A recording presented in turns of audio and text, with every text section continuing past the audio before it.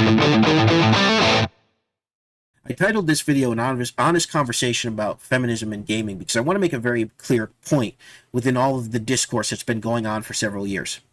The conversation is not about women in gaming. In my personal experience and on my own personal biases, I don't have a problem with women in gaming, whether that's game development, playing games, loving games, enjoying games. That's wonderful. I know several authentic women gamers, and it's great. But feminism, specifically third-wave feminism in gaming, is a problem. And there will be people who see the title of this video, and they will immediately come to the conclusion, oh, he's just some incel who hates men. Because that's the current insult that's going around, right? Oh, he's just some woman-hating man who just doesn't want women in gaming, right? That couldn't be further from the truth or from my own personal experiences over the years. I've been alive for 31 years, and I've been gaming for a bit over 20 of them. Since at least the late 90s, early 2000s. You know, I was there in 2002 when the GameCube released with Super Mario Sunshine. I was on top of the world. It was great. I grew up with two older sisters. And they both liked gaming. Not as much as I did, but they still played things together. Some of my greatest memories are playing Donkey Kong Country with my sister on the Super Nintendo. We loved the minecart levels together. I'm sure a lot of people have memories like those. Those are great things. Those are wonderful things. And it showed at an early age that, yes, both guys and girls play games and love games. Satoru Iwata, I almost said Shigeru Miyamoto. Satoru Iwata was famous for saying gaming was for everybody, and he truly believed that. He didn't try to section off gaming for one group or another. It's just statistically, gaming has been predominantly male-oriented and male-dominated. But not at the exclusion purposefully of women. There's narratives going around for years that, especially the whole Adam Ruins Everything, when he did a gaming episode, he did a woman in gaming episode, which was obnoxious and filled with all sorts of untrue information. There's a narrative going around that, oh yeah, the men don't want women in gaming and it annoys them and all of these different things. And I keep looking at that and I'm going, what are they talking about? I've got several friends who are women who love gaming, and I have for years on end. A lot of them who grew up gaming. They became outcasts by a lot of other women and men who were like, oh, because it's not a popular thing. For years, gaming not only was unpopular for men, but it was also unpopular for women. I've talked about this before, but I'm going to talk about it again. Gaming for women was unpopular because it was predominantly male-oriented. It wasn't discrimination per se, like you can't, or more so like, why would you play games? And then you've got women going to other women and saying, oh, you're a stupid nerd for playing video games. Just like guys had to deal with. It was terrible. Because these people didn't understand the joy that the hobby of gaming brought. I remember seeing a comment from a woman talking about how a guy refused to date her because he thought she was a nerd because she played video games. And I thought, what are we, in 1976? So stupid. That's obnoxiously stupid. But she didn't cry about it. She was just like, huh, that's stupid. And then moved on. She didn't start taking up a feminist cause for it. It's absolutely ridiculous. Because it ignores the reality of what's there, the community of men and women who both enjoy video games together. Ever been to a convention and see both men and women cosplaying together? Who actually understand the characters, love them, and they love costuming, and they decide to go, and it's just a good fun time for all? Yeah, the third wave feminists completely ignore that. Women in gaming have been oppressed. They've been gate kept out, and blah blah blah blah blah blah blah. And they use all that as a cover, and people see through it. Both men and women, they both see through it. It's an obnoxious thing, and it all started around the Gamergate era. And I'm not going to talk about that too much because they already harp on about it too much, way too much. But it started around that era, and ever since then, aside from the consulting work that Arnita Sarkeesian and the likes of her do, they haven't seen much progress in the gaming landscape that they want to create, which would be a predominantly feminist gaming landscape. Those games fail. They just don't do good because, again, both men and women who enjoy gaming, they don't enjoy when you subvert their expectations of a good game. But that's all these companies ever do, because they're stupid enough to go and pay these people to micromanage the development of these games and say, put a chick in it, make it lame, like the whole South Park meme. They basically, that's what they do. And they drive away the established customer base of both men and women. Predominantly men, but still women there. They just ignore all of it because we want this to be a woman-centric thing. Well, it's not a woman-centric thing. It's a matter of whether or not it appeals to her. Some women it does, some it doesn't. That's just how it is. That's how it's always been.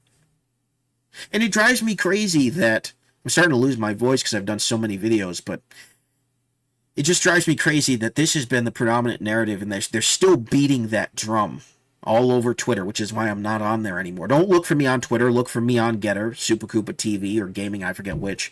I'm on Getter, I'm on Instagram, but I am not, and I'm on Facebook as well, even though I don't use it, but I am not on Twitter, and I will never return to Twitter. Twitter is a cesspool. I love what Elon Musk has done with it. It is still filled with some of the most disingenuous people, the types of people who would see this video and immediately come to the conclusion based on the title, because that's all they do, because they're lazy.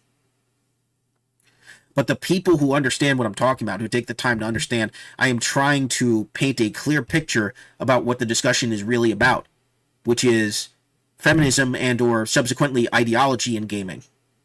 Not so-and-so can't play a video game because they're a woman or they're black or whatever. It's completely ridiculous, but that's how it's being framed. And that's how these companies are operating. And they're making all of these games that people who have been longtime gamers hate and aren't willing to pass down even to their own kids, because why? When you can give your kids some of the classics that you grew up with and they're still great fun, or give them indies. Indies are great. It's just a stupid conversation, because gaming is a predominantly male hobby that attracts both male and female, and that's how it should be, because it works. Games sell millions of copies that way. It's not supposed to be a feminist experience. It's just not. It's like Disney. The major complaint against Disney was that Disney was primarily it was a family brand, then it became more of a girl brand with the princess movies, and then they tried to buy predominantly male brands and turn them into female brands. That's something you'll hear. That's something Paul Chatto talks about a lot on Call Me Chatto here on YouTube. He makes this argument all the time. They took brands that were one thing and they tried to make them into something else because of the sensibilities of the people who work for the Disney company. They aren't particularly the people who want to make Marvel and Star Wars into a girl brand aren't women who understand what those brands are and like them for what they are. They want them to be a third wave feminist podium. That's what they turned Star Wars into. That's why people rail against Kathleen Kennedy. They rail against her because that's what she's tried to turn Star Wars into and Indiana Jones into. Almost maliciously at this point. But that's not what those things are. If you want that, you got to build that from the ground up, and that's a lot harder to do than to just attach yourself to something that already exists. And that's what's happening in the gaming circles when they bring on all of these woke consultants and feminist consultants. They try to take what is established and make it into something it was never meant to be, and it loses all of its appeal. It loses all of its appeal. The customers just go, nah, I don't want this. This isn't what I've come to expect. It involves more censorship, more removal of traditional things. It makes things worse. And it seeps into almost every major game studio, including Japanese studios. It's absolutely absurd. But that's where we're at. The conversation is not about women in gaming. It is about feminism, specifically third-wave feminism in gaming, and how that ideology is the divisive cancer for both men and women and everybody who doesn't prescribe to it. It's not what gaming is. It's not what entertainment is. But that's how these people think. And instead of making something from the ground up by themselves, because whenever they do, they fail, they latch themselves onto these established franchises that they know will sell no matter what. It's obnoxious, and there's nothing the consumers can do about it except for us to collectively vote for our wallets and to speak up. If you're a woman who stands against all of this in gaming, speak up. Speak up in the comments down below. If you're a man who doesn't agree with any of this, speak up in the comments down below. Those of us who have been gaming for long enough, and again, I've been gaming since the late 90s, early 2000s, we know what this hobby is. We've loved this hobby since we started. We have never and I can only speak for myself, really, so I'll go ahead and speak for myself. I have never tried to gatekeep anybody out of playing video games. I just know that some people are genuinely uninterested. That's all. And I know most of the people I met have never tried to gatekeep people out of gaming either. I've met several women who are gamers and who have enjoyed themselves since childhood. And they're just as frustrated at all of this third wave feminism and ideology in gaming as everybody else.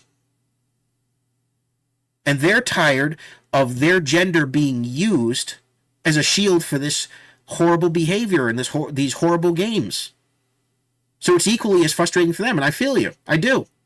It's hard enough to be a gamer in a culture that for years didn't understand gaming and would mock people for it, regardless of being man or woman.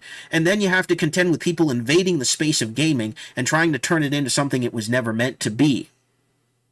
It was already for everyone. And then they tried to say, well, no, we gotta sort of gatekeep it for special interest groups. That's stupid. But that's where we're at, ladies and gentlemen. It's obnoxious, it's dumb, but it's where we're at. Here's my stance. You want to play a video game? Play it. Stream it. Record videos. Do Let's Plays. I do Let's Plays on occasion. Regardless of if you're a man or a woman. Regardless of your race or whatever. Regardless if you have points I agree with or disagree with. If you enjoy gaming, enjoy gaming. Don't let anybody stop you from enjoying a video game for what it is. But don't come into gaming or any other hobby with an ideology and say it needs to be about that ideology. And I've made a video similar to this before, but I need to say it again. You don't try to go into something that is established and change all of the rules and change the perception. You don't go into football and say, well, I think football is too violent, so they shouldn't tackle each other. Or I think that football is too complicated, so the rules need to change. The men, women, and children who love football for what it is and who understand it and take the time to understand it are going to despise you for that.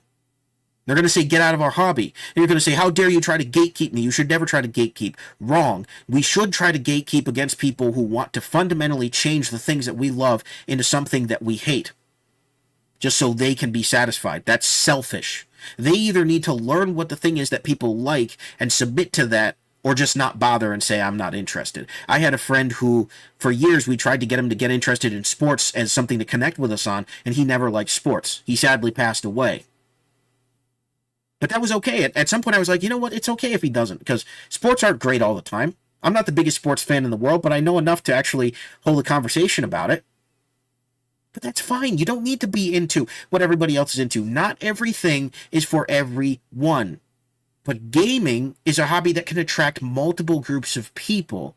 But it's not about who plays it. It is about the hobby itself and the enjoyment of the hobby. That's what brings people together. That's what made online gaming so great, was everybody came together to shoot the snot out of each other in Call of Duty. It was fun. And Halo and all these other games. And now it's Fortnite and all this stuff that I don't play, but still. That's the great thing about the hobby of gaming. The hobby of gaming is great, and it was great, but it's being ruined by ideologues who are coming in and saying, no, it needs to be about this, it needs to be about this, it needs to be about this. Screw off with that. I'm tired of that. Gaming is what it is, and it will always stay that long after these people are gone. A lot of these people will leave. That's the final point I'll make. The feminists, the woke-divists / cultural Marxists, all the ideologues who have used gaming as their bully pulpit and media as their bully pulpit, eventually they will go away. Eventually they will go, well, I was never into this to begin with, and they'll be telling the truth. Because they weren't. They were just using it for their own means. They were just using it for their own means. And they'll be gone, and the true gamers will be left. And it'll be great. So, anyways, that's the video. Let me know what you think in the comments down below. As always, try to be respectful. Thank you very much for watching. It's been Super Koopa TV. God bless. Have a good one.